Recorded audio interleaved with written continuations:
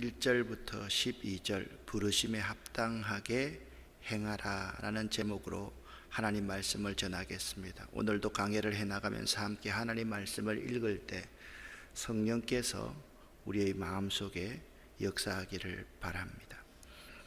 에베소서 4장에서는 먼저 교회의 일치에 대해서 교훈하고 있으며 이어서 인도하심을 받은 구원하심을 받은 성도의 삶에 관한 근면을 다루고 있습니다. 에베소서 4장 1절부터 3절까지의 말씀을 세번역 성경으로 여러분과 제가 함께 읽겠습니다. 그러므로 주님 안에서 갇힌 몸이 된 내가 여러분에게 권합니다. 여러분은 부르심을 받았으니 그 부르심에 합당하게 살아가십시오. 겸손함과 온유함으로 깍듯이 대하십시오. 오래 참음으로써 사랑으로 서로 용납하십시오. 성령이 여러분을 평화의 띠로 묶어서 하나 되게 해주신 것을 힘써 지키십시오. 아멘. 여기 부름에 합당하게 행하라 그렇게 말씀하고 있고요. 이 에베소서를 어디에서 쓰고 있는지, 어느 장소에서 쓰고 있는지를 1절 상반절은 분명하게 말씀하고 있습니다. 주님 안에서 갇힌 몸이 된 내가 여러분에게 권한다 그렇게 말씀을 하고 있습니다. 1절부터 3절은 부르심에 합당하게 행하라 라는 제목인데요. 그런데 여기 에베소서를 기록한 장소가 로마의 감옥이었다라는 사실을 우리는 알아야만 합니다. 여러분, 옥중서신이 4권 아닙니까? 에베소서, 빌립보서, 골로새서, 빌레몬서 이 4권이 옥중서신인데 그 가운데 제일 먼저 에베소서에 대해서 여러분과 함께 생각을 하고 있습니다. 1절 말씀을 보면 이렇게 말합니다. 주님을 섬기다가 감옥에 갇힌 나 바울이 여러분에게 권합니다. 하나님께서는 여러분을 그의 백성으로 부르셨으니 하나님의 백성답게 살아가시기를 바랍니다. 그렇게 말씀합니다. 그러면 하나님의 백성답게 살아가는 방법이 무엇인가? 먼저는 전반적으로 한번 설명을 드려보겠습니다. 하나님의 백성답게 살아가는 방법은 언제나 겸손하고 부드러우며 인내와 사랑으로 서로 너그럽게 대하는 자세로 살아가야 합니다. 이러한 자세는 교회의 일치와 평안을 위한 필수적인 요소들이고 성령의 열매에 해당하는 것이기도 합니다. 또한 하나님의 부르심을 받은 성도답게 사는 두 번째는요, 성령으로 서로 연합하여 서로 화목할 수 있도록 노력해야만 합니다. 이 두 가지 큰 틀에서 이렇게 보면 이 두 가지는요, 하나님의 백성으로 사는 삶은요, 나 자신을 위해서 사는 것이 아니라 주님과 이웃을 위해서 살아가는 것이다 라는 점으로 요약해 볼 수가 있습니다. 성령으로 연합하여 서로 화목할 수 있도록 노력하는 것, 이것이 우리 몸을 하나님이 기뻐하시는 거룩한 산 제사, 산 제물로 드리는 그러한 삶인 것입니다. 그렇다고 한다면 좀 더 구체적으로 부르심에 합당하게 행하는 삶을 생각을 해 보도록 하겠습니다. 2절과 3절 가운데 2절 말씀만 여러분과 제가 쉬운 번역으로 함께 읽어보겠습니다.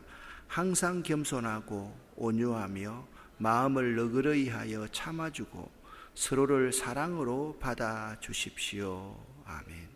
4가지입니다. 겸손, 온유, 인내, 용납함. 이 4가지입니다. 겸손, 온유, 인내, 서로를 용납하는 것이다. 그렇게 말씀하고 있습니다. 먼저 겸손입니다. 겸손은요, 종이나 노예가 가져야 할 그 시대는 덕목이었습니다. 그 시대는요, 겸손이 악덕이었습니다. 주인과 지배자들이 겸손할 필요가 결코 없었지요. 종을 부리고 종을 내 마음대로 써먹어야 하는데 주인이 겸손하면 큰일 난다라고 생각을 하던 시대가 그 시대였습니다. 우리는 오늘날 시대에서 이 겸손을 바라보면 안 됩니다. 내가 주인인데요, 내가 종이 된다는 거예요. 그게 겸손이라는 거예요.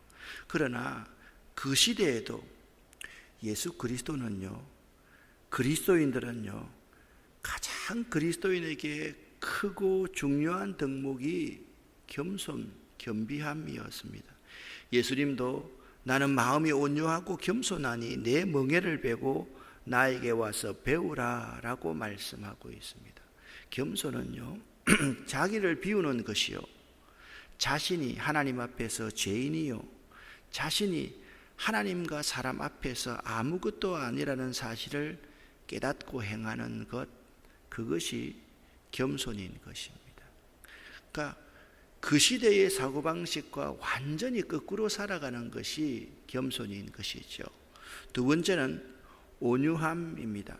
이 온유라는 헬라어의 뜻은 잘 길들여진 야생마를 의미합니다. 힘이 있지만 그 힘을 함부로 사용하지 않는 것이 온유함입니다.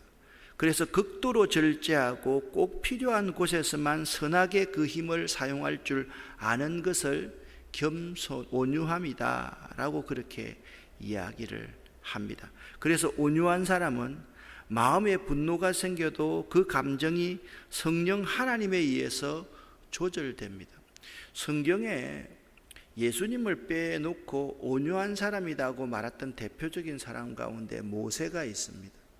그런데 우리가 온유하다라고 하면 무골호인처럼 법이 없어도 살 사람을 온유하다라고 그렇게 생각을 하는데, 그러한 온유함이 아닙니다. 원어 그대로 야생마를 잘 길들여서 주인에 합당하게 쓰임을 받을 때 그것을 온유라는 단어를 사용한다는 사실을 알아야만 합니다. 힘을 함부로 사용하지 않고 꼭 필요한 곳에 적절하게 선하게 사용할 줄 아는 것이 온유함이라는 것을 잊지 말아야만 합니다. 세 번째, 부르심에 합당한 삶을 사는 것은 오래 참는 것입니다. 오래 참는 것은요, 포기나 타협하는 것이 아닙니다. 다시 한번 말씀을 드립니다. 오래 참는다는 것은 포기함이나 타협하는 것이 아니라는 것입니다. 인내로, 소망의 인내로 끝까지 기다리는 것입니다. 믿음을 가지고 있습니다. 내가 힘들지만, 내가 견딜 수 없지만, 내가 죽을 것 같지만 믿음을 가지고 그분께서 오시면 모든 것이 다 해결될 거다라는 믿음을 가지고 소망의 인내를 하는 것, 그것이 오래 참는 것입니다. 자기가 분명히 옳다고 확신하는 것을 급하게 억지로 이루려고 하지 않고 온유와 겸손으로 오래 참고 기다릴 때 부르심에 합당한 생활을 하는 자다라고 말씀하고 있습니다. 오래 참고 기다림으로 하나님의 복을 성취하는 것, 하나님의 복을 받는 것이 우리 성도의 합당한 생활입니다. 네 번째는요, 용납함입니다. 이 용납은요, 희생적 사랑, 아가페 사랑, 하나님의 사랑을 의미합니다. 그 사랑으로 용납하라는 것입니다. 사랑이 없으면, 아니 어떻게 나를 해코지하고 나를 죽이려는 사람을 용납할 수가 있겠습니까? 미워 죽겠는데 어떻게 용납할 수 있습니까?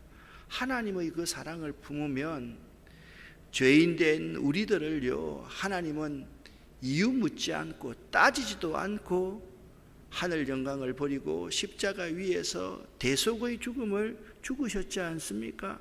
그것이 용납함이다 라는 것을 알아야만 합니다. 하나님의 사랑에는요, 용납되지 않는 것이 없다라는 것을 알아야 됩니다. 여러분, 부르심에 합당한 삶이 무엇인지 이게 이해가 되십니까?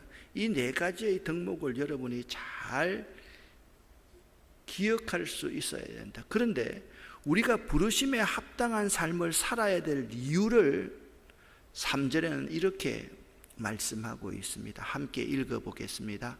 여러분은 성령 안에서 평안의 매는 끈으로 한 몸이 되었습니다.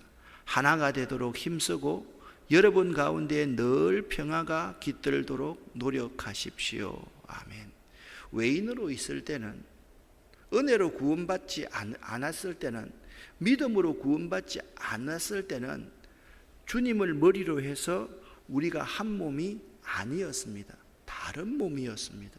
그런데 어떤 사람은요 눈으로, 어떤 사람은 코로, 어떤 사람은 팔로, 어떤 사람은 다리로 부름받았기 때문에 우리는 이제 한 몸이 된 것입니다. 그러니까 우리를 부르고 우리를 구원하신 머리 되신 주님, 우리의 기초가 되신 그 주님의 부르심에 합당한 삶을 살아야만 되는 것입니다. 그것을 오늘 이렇게 표현하고 있습니다. 우리는 한 성령 안에서 평안의 매는 끈으로 한 몸이 되었습니다. 그렇게 표현하고 있는 것입니다. 계속해서 이 한 몸이 되었다, 우리 교회가 일치되어야 될 이유를 4절부터 6절에서는 이렇게 말씀하고 있습니다. 4절부터 6절을 함께 읽어보겠습니다. 그리스도의 몸도 하나요 성령도 하나입니다. 이와 같이 여러분도 부르심을 받았을 때에 그 부르심의 목표인 소망도 하나였습니다. 주님도 한 분이시요 믿음도 하나요 세례도 하나요 하나님도 한 분이십니다. 하나님은 모든 것의 아버지시요 모든 것 위에 계시고 모든 것을 통하여 계시고 모든 것 안에 계시는 분이십니다. 아멘. 여기 4절부터 우리가 하나가 되어야 되는데 어떤 것이 하나인지 7가지를 말씀하고 있습니다. 첫 번째, 몸이 하나이다 라고 말씀하고 있습니다. 여기서 몸은요 신비로운 그리스도의 몸을 가리키며 보이지 않는 교회로서 모든 성도의 연합입니다. 그러니까 예수를 믿고 구원받으면요 유대인이나 이방인이나 각자 다른 개체가 아니라 한 몸입니다. 왜? 머리이신 그분이 우리의 주님이기 때문입니다. 두 번째, 성령이 하나입니다. 한 몸을 지배하고 다스리시는 성령은 그 어떤 성도들에게나 동일하게 임하신 한 성령입니다. 특히 그 성령 안에서 성도들은 같은 세례를 받았습니다. 유대인이나 이방인이나 한 성령이 역사하시고 한 성령이 다스리시고 같은 세례를 성령 안에서 받았기 때문에 여러분 세례를 받을 때마다 하늘에서 어떤 음성이 들립니까? 예수님께서 요단강에서 세례를 받으셨을 때 하늘이 열리고 성령께서 말씀하셨습니다. 이는 내 사랑하는 아들이요 내 기뻐하는 자라 라는 음성이 들리지 않습니까? 우리는요 세례를 받을 때 그 음성을 부족해서 잘 듣지 못하지만 항상 성령 안에서 한 세례를 받는 사람에게는 이는 내 사랑하는 아들이요 내 기뻐하는 자라 라는 음성이 들리게 되는 것입니다. 우리는 한 소망 안에서 부르심을 받았습니다. 우리의 주님도 하나이기 때문입니다. 사도행전 4장 12절 말씀을 보면 천하 인간의 구원을 얻을 만한 다른 이름을 우리에게 주신 일이 없다라고 말씀하셨습니다. 오직 예수만이 유대인에게나 이 헬라인에게나 다 똑같이 주가 되십니다. 한 주인을 모시고 있는데 그 종들이 있잖아요. 나만 종이고 너는 종이 아니야 라고 말하는 것은 말이 안 된다라는 말씀입니다.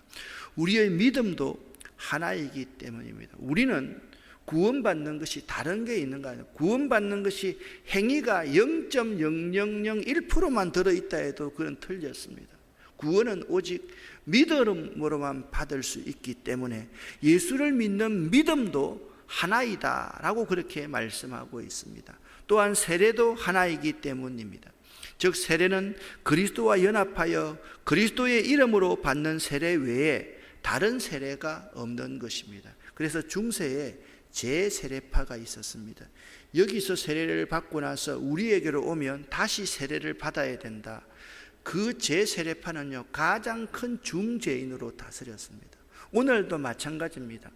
여러분, 어떤 사람은 군대에서 옛날에 빵 얻어먹기 위해서 세례를 받았는데 진짜 성령 세례가 아니기 때문에 다시 세례를 받아라고 이야기를 합니다. 아주 우둔하고 어리석은 일인 것입니다. 세례는 사람에 의해서 받는 것이 아니기 때문에 그렇습니다. 그리스도와 연합하여서 예수 그리스도의 이름으로 받는 세례라면 모든 세례는 한 번밖에 받을 필요가 없는 것입니다. 마지막으로 하나님도 한 분이시기 때문입니다. 바로 여기에 교회의 일치의 궁극적인 의미가 있습니다. 만유의 아버지가 되시는 하나님의 유일성 아래서 모든 교회는 하나인 것입니다. 결국 약간의 교리가 다르고 교파가 다르다 할지라도 여러분 잘 들으십시오. 우리 목회자들 가운데서요 좀 우둔한 사람, 좀 많이 덜 깨우친 사람은요 자꾸 교파를 따집니다. 그런데 이거 아닙니다. 사실 여러분 솔직하게 한국 교회사를 읽어보십시오. 교회사 가운데 교파가 나누어지는 것은요 위에 있는 윗대가리 있는 사람들이, 이런 표현에서 죄송합니다, 이런 표현을 해야 되겠습니다, 서로 싸우느라고 교권을 차지하기 위해서 갈라놓고 그 다음에 자기들을 정당화시켜야 되니까 우리는 이런 파다, 우리는 이런 종파다, 그것을 강요했음을 우리는 알 수가 있는 것입니다. 약간의 교리가 다르고 교파가 다르다 할지라도 위에 7가지 요소가 같다면 모든 교회는 하나이라는 사실, 모든 교회는 하나라는 사실을 알아야 됩니다. 그러므로 우리 주변에 여러분 이 운양동 지역에, 김포 지역에도 교회가 많지 않습니까? 이 7가지 요소가 다 갖추어져 있다라고 한다면 서로 따지지 말고 묻지 말아야만 합니다. 각 교회 가운데 특별히 안타까운 것은 있잖아요. 이 각 교회들이 연합해서 하나님 나라의 복음을 땅끝까지 전해야만 될 터인데 자기의 지지 세력을 확대하려고 하고 있던 안타까운 사실입니다. 좀 거슬릴지 모르겠지만 선교지에 가면요 왜 이렇게 교단 교파가 하나 되지 못하는지 모르겠습니다. 교회도 그렇고요, 파라처치는 선교단체도 그렇습니다. 이건요 교회는 교회이고 선교단체도 교회 아닙니까? 서로 연합할 줄 알아야만 합니다. 어떻게 나만 뛰어나고 다른 사람은 틀렸다라고 생각하는 것이 한 몸에서 여기만 맞고 여기는 틀렸다고 하면 그건 한 몸이 아니지 않습니까? 이러한 하나 되지 못하면요 우리들의 죄악 때문이다, 우리들의 욕심 때문이다, 우리의 권력력 때문이라는 사실을 알아야만 합니다. 우리는요 성령의 하나 되게 하심을 항상 기억하고 살아가야만 합니다. 이 7가지 요소를 우리는 잘 생각할 수 있어야만 됩니다. 이제 각 사람에게 은혜의 선물과 직분과 목적을 주신 이유가 무엇인지를 오늘 12절까지 해서 한번 생각을 하고 나누도록 하겠습니다. 함께 말씀을 읽습니다. 우리 각 사람에게 그리스도의 선물의 분량대로 은혜를 주셨나니 그러므로 이르기를 그가 위로 올라가실 때에 사로잡혔던 자들을 사로잡으시고 사람들에게 선물을 주셨다 하였도다. 올라가셨다 하였은즉 땅 아래 낮은 곳으로 내리셨던 것이 아니면 무엇이냐? 내리셨던 그가 곧 모든 하늘 위에 오르신 자니 이는 만물을 충만하게 하려 하심이라. 그가 어떤 사람은 사도로, 어떤 사람은 선지자로, 어떤 사람은 복음 전하는 자로, 어떤 사람은 목사와 교사로 삼으셨으니 이는 성도를 온전하게 하며 봉사의 일을 하게 하며 그리스도의 몸을 세우려 하심이라. 아멘. 여러분 7절 8절 말씀을 가만히 보면 8절이 좀 이해가 안 되실 건데 그냥 예수 그리스도께서 하늘 영광을 버리고 이 땅에 오셔서 부활하셨다, 그 말을 8절에서 하고 있다라고 보시면 되겠습니다. 하나님께서는요 우리 각 사람에게 그리스도의 선물의 분량대로 은혜를 통하여서 은혜로 은사를 주셨다라는 것을 알아야만 합니다. 은사도 하나님의 은혜로 받는 겁니다. 목사도요, 하나님의 은혜로 받는 거, 말씀 전하는 자로. 내가 잘하고 내가 자원해서 목사하는 거 아니에요. 그렇기 때문에 여기는 자랑할 것이 하나도 없다라는 사실을 알아야만 합니다. 하나님께서는 각 사람의 분량에 따라 각 사람에게 은사를 통한 직분을 은혜로 주셨습니다. 그래서 그 각 사람 한 사람에게 어떤 사람은 사도로, 어떤 사람은 선지자로, 어떤 사람은 복음 전하는 자로, 목사와 교사로 세움을 입었습니다. 그러니까 세움을 입었다는 것이 중요합니다. 내가 하고 싶어서 하는 것이 아니라 그분께서 목적을 가지고 각 사람의 분량에 따라 은사를 주셨다라는 사실입니다. 이렇게 사람에 따라서 각기 다른 직분을 주신 것은 이 모든 직분들이 협력하여서 성도를 온전케 하고, 두 번째 봉사의 일을 하게 하고, 세 번째 그리스도의 몸된 교회를 바로 세우고, 네 번째 그 몸이 성장하도록 돕기 위해서이다라는 점을 알아야만 합니다. 에베소서 4장 12절 말씀을 여러분과 제가 함께 읽어보겠습니다. 이는 성도를 온전하게 하여 봉사의 일을 하게 하며 그리스도의 몸을 세우려 하심이라. 아멘. 여기 세 가지 또는 네 가지입니다. 첫 번째 기억하십시오. 성도를 온전케 하기 위해서 나에게 뭘 주셨다? 은사를 주셨다. 직분을 주셨다. 두 번째는요, 봉사의 일을 하게 하시려고 직분을 주셨다. 세 번째는 그리스도의 몸을 세우게 하시려고 직분을 주셨다. 그리스도의 몸을 세우게 하되 특별히 그리스도의 몸이요 성장하고 성숙하게 하기 위해서 우리에게 직분을 주셨다라는 것을 알아야 돼요. 그래서 우리들이 믿음이 약한 사람, 처음 온 사람들을 목사님만이 아니라 여러분들이 그들에게 하나님 말씀을 가르칠 수 있어야만 하는 것입니다. 따라서 교회의 모든 직분자들에게 요구되는 자세는 언제나 겸손하여 남을 나보다 낮게 여기고 진실된 마음으로 자신에게 맡겨진 분야에 최선을 다하는 것입니다. 그것이 1절부터 12절까지의 내용입니다. 부르심에 합당한 자의 생활을 하라라는 것입니다. 여러분은 어떻습니까? 여러분은 언제나 겸손합니까? 여러분은 남을 나보다 더 낮게 여기십니까? 여러분은 자신에게 맡겨진 일에 대해서 언제나 최선을 다하십니까? 오늘날 교회의 문제는요, 교리의 문제라든지 조직이 잘못되어 있어서가 아닙니다. 교회를 너무 조직화하려고 합니다.